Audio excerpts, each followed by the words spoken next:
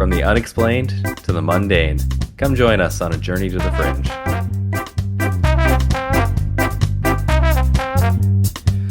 Hello and welcome to Journey to the Fringe, where we just keep our blood and pee for ourselves.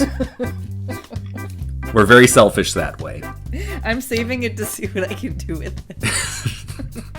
We can do so many activities. I'm not going to be confined to just a house. I feel like there's something greater. We are your podcast hosts with houses not made of blood or pee. Please, if you are very confused, go listen to the mini because it is interesting news. From 2023. Yeah, we're your podcast hosts, Taylor and Chelsea, here today, following up on our first episode of the Mantis aliens. Oh, I'm excited. I forgot about it because of the blood and pee. I don't think there's much blood or pee in this episode, unfortunately, outside of it's featured very heavily in this first minute and a half. Especially for the best. Now, in the first episode, we gave you kind of an overview of where this entity comes from, what it's like, and how people are experiencing it. And in this episode, we're going to get right down into the nitty-gritty. We're going to see what experiencers describe. We're going to look at encounters. This is exciting. They're going to be all over the map. And Chelsea, this is how I got on to this episode, like why I decided on this. There's an entire subreddit just for mantis encounters. I do believe I'm a part of it. It just must not like my algorithm because I never see anything from it. Yes, it is called Mantis Encounters. That's the subreddit. Yeah. A lot of what I have here is pulled from it. I will warn you, a lot of it seems to be pulled from X, I think, but I don't know for sure because they're like screen captures of encounters, which I think they pulled from X. But it just makes it a little difficult to like describe. But here's our first story, which comes from J. Cohen Green, which he wrote this on the 8th of June, 2025 at 5:50 p.m. Right down to those seconds. Oh, I was like, what? Yep. Okay, here it is. I've had two pretty intense DMT experiences. The second of which I met what I could only describe as a giant mantis-like being in some sort of control room. He seemed annoyed or almost indifferent to my presence. He was interacting with what I can only describe as some sort of giant holographic bird bath, or like the pensive thing from Harry Potter. It was showing him millions of lives unfolding, births, deaths, wars, teeth brushing, planets spinning, atoms vibrating. It was like watching God browse through TikTok. He was unable to convey how I thought I was incredibly stupid for coming to ask him a question in an altered state. I'd had about 2 beers beforehand, so I assume that's what he meant.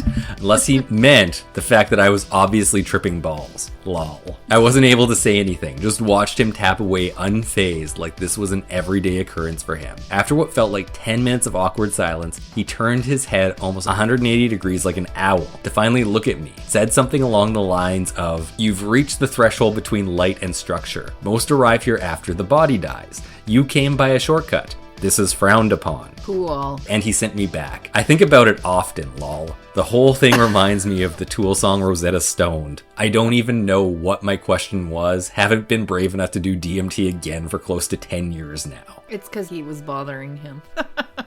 And obviously a millennial using lol. There was a lot of lulls in there. Oh, that was cool. I like that. Next encounter. I forgot to write down who this came from. I had another experience this morning while deeply meditating. I started getting red light therapy for my inflammation. They put me in a bed in a quiet, dark room, and I'm wrapped in these large pad-like things that emit deep red light and heat. Then I'm just here for like 30 minutes. It's very conducive to meditation and not like there's much else to do anyway, so that's what I did. It took time for me to really get in deeply, but eventually I did. I put my body to sleep and my mind awake and tried to do energy work, cycling white and high vibration energy in and cycling shadowy, harmful sludge energy out. Then when I felt myself going further in, I took the gathered energy and focused it into a beam going upwards out of my third eye with the guided intent to go up into the higher realms where the beings are at and attract and invite contact from them. This goes on for a few minutes and then suddenly there are 3 mantids way above me. They observe me for a moment, and then 2 go away and 1 stays. The one that stays comes down further. Now, right with me, I can more vividly see him, and I can feel his presence in the room beside me. He leans over and reaches into my head through my third eye and begins doing something to my brain, like a cross between a surgery and a cleaning. As he goes, he pulls out several small globs of this staticky sludge-like stuff, which I can tell is harmful energy that accumulates on me, that clogs my ability to function and also my ability to perceive. It seems they can pull this stuff out of me more effectively than I can cycle it out on my own. I then remember a question I've been wanting to ask them. Why do they so closely resemble the praying mantis insect? And what he conveyed is this: that they intentionally directed and modified evolution of the praying mantis to look like themselves. Praying mantises come from a common ancestor with cockroaches, and this mantid being was saying that is where they got involved in the evolution for this creature, and over time formed it to look like themselves. Why? 2 main reasons. 1, I felt a sense of amusement from him, that they find the never-ending diversity of creatures on our planet fascinating and they wanted to experiment with evolution. Also, that they get a bit of a kick out of having a creature here that looks so much like them despite just being a little insect. But they also did it for another more significant reason, that they knew they would be interacting with us humans and knew well how profoundly different from us they look. They figured that it would be less jarring for us if we were able to see something we were familiar with to compare their likeness to. It would be less of a shock on our psyche. He added that it's up for debate whether that's actually the case for us or not, but that it was nevertheless a big part of their reasoning when they originally made the decision. And then he said he was going to go. It seemed he had a lot to be doing, so I thanked him for the visit and brain cleaning and the info. Then he sort of shot upwards and was gone. Like 2 minutes later, my red light timer was up. Cool. These are cool. That one was actually posted anonymously. Okay, so this one is even, I wouldn't say it's like DMT altered or state. an alien It's meditating. abduction. Yeah. Yeah, meditating. Out of body experience. This next one was posted by Seaboyd5568 2 months ago. I've had a mantis experience too. I was a heavy drinker for several years due to PTSD. My liver enzymes indicated that I was beginning to develop liver psoriasis. One night while I was asleep, I was startled awake to find myself in the air outside my house above the road. A very tall mantis with sharp, long, finger-like appendages was prodding at my side. It was incredibly painful, and I could tell that the mantis was not happy with me. He was not being gentle in the least bit. I looked to my right to see a craft with small grays watching through a window. When I woke up, I had a triangle-shaped mark on my left hip. I have the pictures. A couple of weeks later, my blood work was completely normal, and I quit drinking cold turkey with no effort at all. I am still sober. To be transparent, I'm from the Southwest. I have had encounters my entire life. This is the first and the last that I remember of the mantis. I was just gonna ask, I wonder if he had abduction experiences with the Greys. Yeah, it sounds like he did. He says it. And it sounds almost like they might have like called in the mantis being to heal him or something because they need him. Just a feeling I get. Sorry, what was he doing that he had the encounter? It was just a dream? He was asleep. He was asleep. Yeah, okay. and then he woke up above his house. Interesting. This next one was posted by ADK11395 1 month ago, which will make it roughly June 25th of 2026. I'm a very experienced lucid dreamer. I have taken psychedelics and I've never had any alien experiences before. The only alien related thing in my life is that my parents both witnessed a UFO in rural France in the 1980s. Yesterday afternoon at 2 p.m. I had a nap for an hour. In my lucid dreams, I was fully conscious in my mind. I decided to try something different and seek the source of my soul, but then I thought I shouldn't seek but try to connect to the source of everything. I focused lightly on that idea. I felt my disembodied self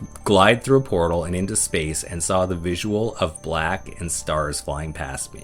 I thought to myself to go towards the source, whatever that is, and the stars, then everything became indescribable fractals. I pushed deeper and felt like the frequency changed. It wasn't scary or overwhelming. It looked like neutrons firing in all colors against black. Then I saw a white image start gently pulsing in and the face of a white mantis with black eyes. I knew I had met a living sentient being but still felt no fear. I was calm and collected. The image became clearer.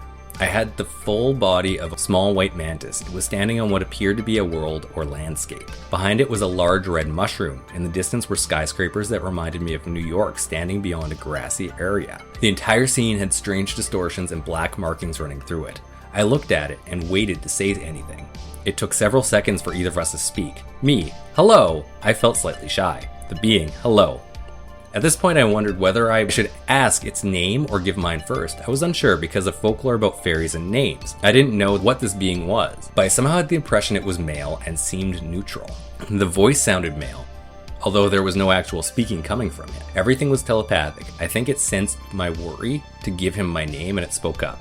My name is Tat Kern. Me, Tat Kern. Being, Tat Kern. TatkRn. He began spelling it out, but I still didn't fully pick it up. I remember thinking that I probably wouldn't remember the spelling correctly anyways. Me, my name is, and I gave my first name. I said it in a friendly way and smiled.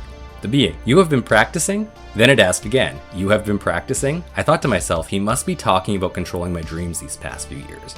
Me, this is the first time I've tried this, but I've been doing other practices a lot, I guess. I was feeling somewhat unsure of myself when I answered. Being, she has a mechanical mind. The image of the being in the landscape then shifted. I was in no way in control of this as I normally am. But I was speaking to him willingly and with a positive mindset despite my shyness. Instead of seeing the mantis standing there, I saw what looked like a white computer screen. It felt as though I was either looking through its eyes or being shown that it was writing and saying. Being, from a militaristic world born from a mother who has fertility from loving another, disability. The tone did not feel judgmental in any way. At that point, I began feeling myself wake up. I said, I'm sorry, I think I'm waking up. I saw its face again. Being, wait. He didn't say it frantically, more like someone in business, trying to stop another person from leaving because they wanted to continue the conversation. I said, I will try to come back. I could feel myself fading away back into blackness, so did his face and voice. Then I woke up. For a few moments afterwards, I could still see faint impressions of the psychedelic-like visuals fading away. I felt completely normal afterwards. Tat Kern came across as professional and observational, and best I can describe is like a demeanor of a scientist or lawyer. When he asked whether I had been practicing, he seemed curious, and it felt like he was an adult speaking to a child, but not in a condescending way. I immediately wrote all this down and then did a little sketch of what I saw, but it was just so unusual from my normal lucid dreams, I decided to Google mantis beings. Then I found out other people have been seeing them and they are aliens, so I have been looking into it. Now I feel differently about the experience and I am afraid because I saw things saying they are bad. I am scared one will come physically to me like some people have said happened to them. Had a normal night of sleep after and nothing happened.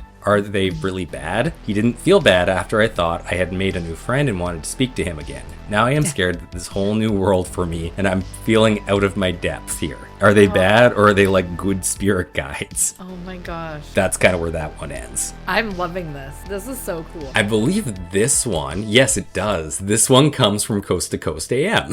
Nice. Article title, from Coast to Coast, cyclist in England claims he encountered a telepathic praying mantis alien, by Tim Binnell, written February 1st, 2021. A young man in England claims that he had a terrifying encounter with an extraterrestrial that resembled a giant praying mantis, which would communicate with him telepathically. The bizarre incident reportedly occurred this past summer, but only recently came to light when the shaken witness, Paul Froggatt, decided to share his story with the media. According to him, the unsettling event unfolded one morning last July as he was riding his bicycle home from his job at a dog food factory in the town of Warwick. The routine trip took a troubling turn, he recalled, when he first spotted a UFO hovering in the sky. Quote, at first I thought it must be Venus or a satellite, but it seemed to be much closer than either of these things. End quote. And after Froggatt had taken some pictures of the anomaly, he noticed that it began rotating. Uneasy about what he was witnessing, the young man fled the scene on his bike and ultimately wound up in a wooded area where he could no longer see the odd object. Thinking that the weirdness was behind him, Froggatt was soon disabused of that notion when he turned a corner and spotted, quote, what I can only describe as a humanoid praying mantis, end quote. The young man described the curious creature as standing at least 7 feet tall and possessing a triangular head with big oval black eyes. It had all the features of a mantis but stood on 2 legs and somehow human-like shape about it. Gobsmacked by the insect-like entity, Froggatt simply stared into its eyes and felt as if he and the oddity were somehow communicating telepathically. Quote, my fear was replaced with completely alien thoughts of utter hatred and evil I felt projected from this this thing, end quote, he What? said, recounting the chilling message. Eventually, Froggatt was able to break free from the mental grips of the creature and escape from the scene unscathed. Unfortunately for the young man, his life has been torn asunder since the encounter with the presumably extraterrestrial. In addition to having difficulty sleeping at night, Froggatt was forced to quit his job after he shared his story with co-workers and quickly became the laughingstock of the dog food factory. Be that as it may, he insists that the incident truly took place and now hopes that someone can come forward to somehow confirm at the very least that there was a UFO in the sky that fateful morning. Okay, so that's our first negative one. Yes, and it's just complete opposite where everybody's like, they made me feel love. They're like, no, it was like intentionally making me feel hatred. Yeah, okay. And that was, sorry, we've had a couple now, but I believe that was our first. Just walking around seeing Yeah, it. I would say like in real life. Not an part of altered my- state or you're removed Yeah. from your location. Yeah. There you go. You put it much better. Yeah, okay. Next one here is written by Blue Sapphire Vibe. I don't have a date. It says it was posted at 7:44. So use that for what you may. Like just now? Just 45 Maybe. minutes ago?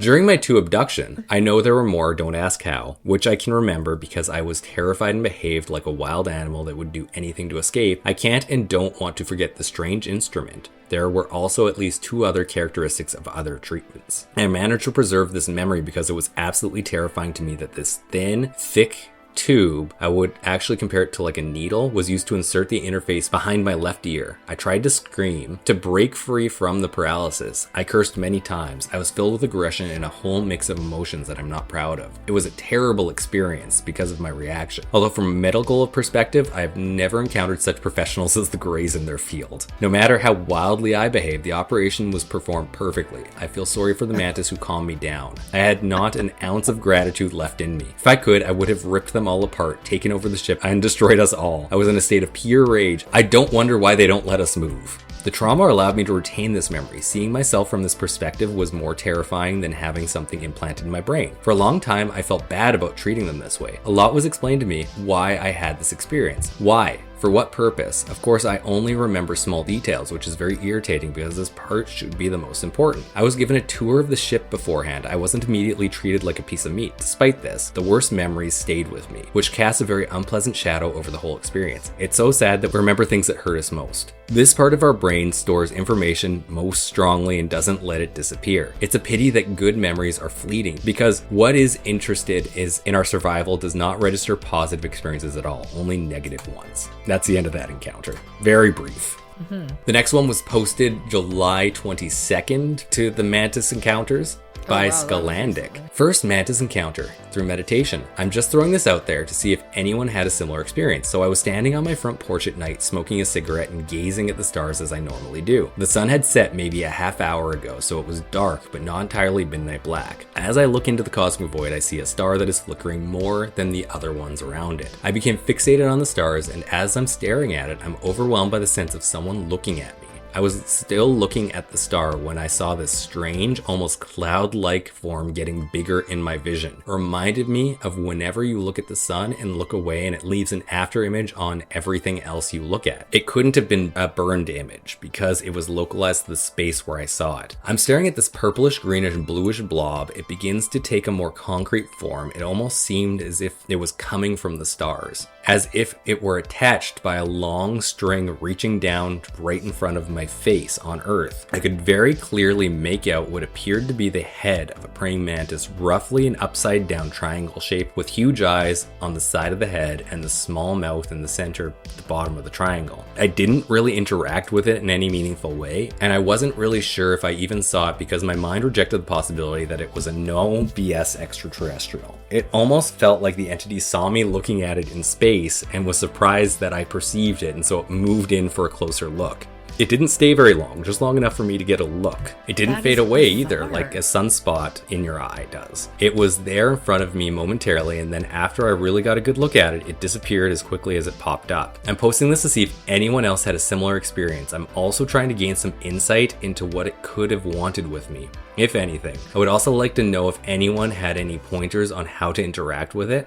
If it appears to be again, any and all comments and interactions were welcomed and appreciated. I'm sorry for this formatting is hard and understand I'm still getting used to posting on Reddit. Thanks and cheers. Do you have any comments on that one? I didn't look at the comments, unfortunately. Okay. I am not making sense of all the different ways in which people are encountering this thing. It's bizarre. This one is posted by Dan Leap, 1185, sometime in 2025. When I was 16, now 80, I was abducted by a mantis and a tall gray. It wasn't until much later in my life did I actually recall what happened to me. But recall I did. I was lifted off Earth from my rural backyard in the summer of 1960, taken into a ship where there was a mantis and a tall gray. The mantis was extremely loving and pleasant with me, but it was the gray that installed an implant into my upper left chest. There was no pain or horror in any way, with the mantis talking with me via telepathy. There was never any intent of hurting me, nor has there been any more physical contact since. But telepathically, we still meet from time to time. I've learned as the purpose of the implant, but it's personal, so I will not divulge this, except that most implants are effectively in purpose as our pet implants are to our pets. I could write a book on my experiences, but I won't. All good. Okay, thank you for your insight, sir. Do you have any that, and maybe this is the one you're about to read and I'm about to spoil it, or have a nice segue, any other ones with hatred, or what the one girl was talking about when she said there are negative encounters? You know, I only have one more left, and I don't want to spoil anything, so I'm just gonna... Okay. Actually, sorry, I have two left. And this one I just find super interesting. This is posted by Chris Redshift in 2024. I saw one in San Francisco with my friend who was about... He says this poorly. I think he means the mantis was 9 to 10 feet tall, but it says, I saw one in San Francisco with my best friend who was about 9 to 10 feet tall, and its legs bent backwards like a flamingo. It walked across the street in about 3 steps, looked right at me and my friend, and this all happened in San Francisco at about 3 a.m. Okay, and he could have been under... And I'm not the only one that saw it. If you look up reports of praying mantis man in San Francisco, you'll see I'm not the only one that's on it. It's fucked up. Okay, that's the entire encounter. Praying mantis man, San Francisco. I have one more story for us, Chelsea. This is going to come from our old pal, Lon Strickler. Yay! I hope you have his insight to it as well. I do, yes. Oh, good. I'm going to start with the witness report, though. Hi, Lon. I heard you on Spaced Out Radio last night talking about the crawler humanoids, including Penelope in the Sierra Nevada range. I had a strange encounter in the Sierra Nevada outside of Tahoe City about 8 years ago that I still cannot explain. I was backpacking solo in the area, and I'm extremely familiar with Mount Dana. I wanted to test some new gear before taking a more serious backpacking trip. It was about 5 p.m. I was at around 7,000 plus feet on a ridge with a breathtaking and very unusual outcropping. The stone there was very geometric. When I knocked on it, it rang like a hollow storage tank. I found it interesting enough to keep a few pieces of rock. As I was putting the rock in my backpack, before hiking down to a spot I had already chosen for camp, I heard a fluttering noise behind me. It sounded like a pigeon landing. I turned my head quickly, without giving it much thought, expecting to see a bird. Instead, I see a huge praying mantis. This mantis was at least 5 feet long. It stood erect and its abdomen was curved at an extreme angle, allowing it to stand roughly chest height to me. In some respects, it looked and acted almost human-like. I was crouched down at the time, so the thing was eye level with me. It grabbed a piece of food I had been eating and stared at me while it ate it. And then its wings popped up and it flew away. Afterwards, I felt extremely nauseous and developed a bad migraine. I tried to explain it away as dehydration and a migraine, but the memory is incredibly real. What do you believe I encountered? I tried to take a photograph, but it took off before I could get my phone. And of course, Lon has commentary on it. This report is unusual. Sorry, I gotta try to do it. Okay. This report is unusual because it's close range, daylight setting, physical interaction. The witness did not describe a vague shape in the trees or a distant figure crossing a trail. He described a landed entity, a fluttering arrival, eye-level observation, apparent food theft, a rapid wing departure. Sorry, it's too hard to read like Lon. The emotional tone is also important. The witness does not present the account as sensational. Instead, he tries to rationalize it through a dehydration, migraine, and high elevation stress, while also acknowledging that the memory remains vivid and difficult to dismiss. That kind of internal conflict is common and incredible anomalous encounter reports, especially when the witness is experienced outdoors and not easily startled by wildlife. The Sierra Nevada has produced numerous strange humanoid and cryptid reports over the years, including crawler-type entities, upright reptilian figures, Sasquatch-related accounts, and odd other mountain presences. This particular case stands apart because the entity is described as an insectoid and mantis-like, a category more often associated with UFO abduction, contact, or ultra-terrestrial narratives within the conventional cryptid reports. The odd stone outcropping is also worth noting. The witness described a geometric stone that rang hollow when he struck it. Whether this is simply an unusual geological feature or something more significant to the encounter remains unknown, but the detail lends the setting a strong liminal quality. High ridges, strange rock formations, isolation, sudden silence, or odd sound cues, and intense physical after effects are all repeating elements in certain mountain anomaly cases. As to the origin, several possibilities remain open. Biological cryptid explanation would be difficult under conventional science since no praying mantis or insect grow to this size. A misidentification is also difficult because of the close range, upright posture, food interaction, and winged departure. Other possibilities include an interdimensional manifestation, ultra-terrestrial encounter, screen memory linked to a contact event, or a temporary intrusion of something that appeared only insectoid to the witness. At this stage, the report remains unexplained, but it fits a broader pattern of Sierra Nevada accounts in which experienced hikers, campers, and hunters encounter something highly strange in remote terrain, then leave with the feeling that the mountains briefly revealed something they were not meant to see. And that's the end of his stuff. All very obvious points, Lon. Thank you, Lon. Now, that's where I end this episode, Chelsea. What do you think after hearing how much these can vary? I think that this has become one of my new favorite things that I never want to encounter. I am totally enthralled by this. It's so strange. It's so strange. And there's so many things that are just like, what just happened? 2 encounters described it as human-like, but a praying mantis. And I'm almost wondering if praying mantis plays into it. The verb that you were questioning kind of plays into it a little bit too, right? With it's crazy, like how many different ways you can potentially encounter this entity. I've never heard drugs, anything like abduction, meditation, dreams, just walking through the forest, just standing out in the middle of the night in San Francisco. Yeah. I've never heard anything like it, and I'm not like sure enough to say anything about this, but why isn't it been considered a cryptid? That's just Lon saying it's not a cryptid. I've not looked into this to see if maybe he is considered a cryptid. But you would think if people are encountering this in real life that maybe he would have at some point been considered a cryptid. It seems like the rarest, though, is somebody who's seeing a physical manifestation in front of them, which I guess would make it not really a cryptid, because that's like a real entity on Earth that you can identify. Yeah, but that's the same with Bigfoot. And Bigfoot kind of crosses lines as well.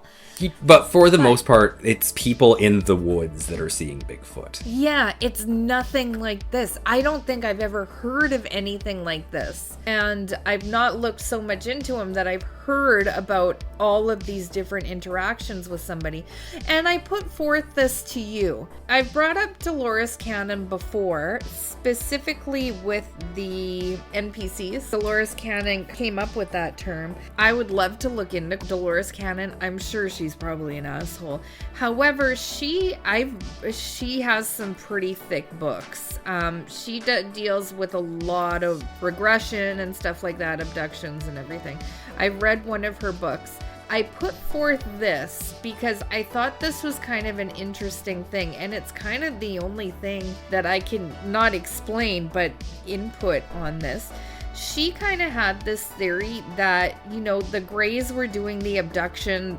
They're the worker bees or whatever. Yeah, they're drones, basically. And they essentially were working for the other side, and the other side being like a higher power, like a quote-unquote god, like the soul level. So in these abductions, people were being abducted and then their souls were then going to other places, if you can get where I'm going with this, and they were going on to the other side to do soul work and stuff like that. So they were seeing like the fabrics of reality and stuff like that. And that's kind of what it reminds me of, because they're kind of working together, it seems, with the Greys, but they're also being encountered in these situations where it's like out-of-body experiences, lucid dreams, DMT, where it's kind of going beyond real life, where you're kind of having those. I don't know. It was just something I threw out there because I'm just like, what the fuck did I just listen to with these mantid beings? And now I'm like, I want to hear about these bad encounters that people are having with the mantid beings. So don't you worry. Like there will be more Mothman episodes, there will be more mantid being episodes. And I just tried to give a smattering, like I didn't focus too much on one thing. I wanted to get like every type of encounter we could in there. Yeah. So it would be interesting to just focus on one type of encounter. I want to hear more. I know this is going on longer now. So just one more question from me. I made a lot of notes because this is so interesting to me and I'm definitely revisiting it.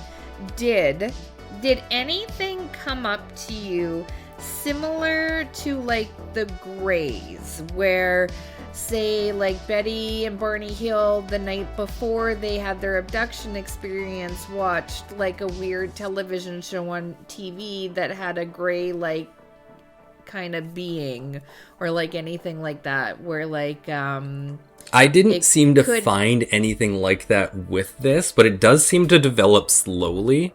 And you do see a lot of this comes from regression, or like past memories coming back to people that they had an interaction with mantids prior to the 80s, but nobody seems to report anything until after it's in the zeitgeist. Yeah, after that's 1990. So weird. I always find that to be a weird thing, but this is just such a weird one. And the fact that they're bugs on the planet. And I also find it interesting, they seem to hold any level of managerial from like God watching over everything to just like overseeing the labor. Yeah, it's super weird. There's like a soul level connection to them, it almost seems like. It's I'm just like, this is super interesting. I'm just going to draw it out even more. So I say we hold it for another episode. Yeah, I think we can do another episode. It was a lot of fun reading these, and I'm sure like, there's tons of sightings to go through. Oh, I'm going to be looking at this like immediately. This is so cool. And with that, I have been Taylor, here with Chelsea. We are Journey to the Fringe. Thank you all for listening, and we'll see you next week. Bye. Thank you for listening to Journey to the Fringe. If you have liked what you have listened to, please like, share, subscribe, or follow, depending on what venue you are listening to us through. Also, please, if possible, leave a 5-star review, as that really helps us in the algorithms. Should you wish to interact with us, please check us out on your social media of choice. I bet you we are there. And if you really want to communicate with us and give us ideas for new episodes, or tell us that we're wrong and terrible, either way, please send us an email at journeytothefringe@gmail.com. For now, I'll see you in the next episode.